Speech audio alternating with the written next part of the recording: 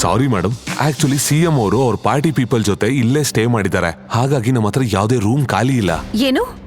ನಾನ್ ನಿಮ್ಗೆ 10 ಪಟ್ಟು ಹೆಚ್ಚು ದುಡ್ಡು ಕೊಡೋದಕ್ಕೆ ರೆಡಿ ಇದ್ದೀನಿ. ದಯವಿಟ್ಟು ನಂಗೆ ಒಂದು ರೂಮ್ ಅರೇಂಜ್ ಮಾಡಿ. ಇವತ್ತು ಮಾತ್ರ ಅಲ್ಲ, ನೆಕ್ಸ್ಟ್ 3 ದಿನ ತನಕ ನಮ್ಮ ಹತ್ರ ಯಾವುದೇ ರೂಮ್ ಅವೈಲೇಬಲ್ ಇಲ್ಲ.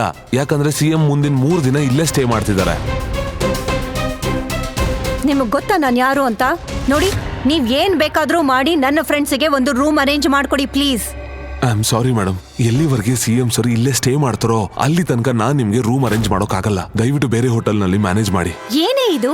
ನೀನ್ ಯಾವಾಗ್ಲೂ ಅನ್ವಿತಾ ಬಗ್ಗೆ ದೊಡ್ಡ ವಿಷಯ ಹೇಳ್ತಾ ಇದ್ದೆ. ಅವಳು ಈ ಸಿಟಿಯ ಬಿಗ್ಗೆಸ್ಟ್ ಫ್ಯಾಮಿಲಿ ಅವಳು ಅಂತ. ಮತ್ತೆ ಇದೇನು, ಅವಳ ಕೈಯಲ್ಲಿ ಒಂದು ರೂಮ್ ಸಹ ಅರೇಂಜ್ ಮಾಡೋಕ್ಕಾಗಲ್ಲ?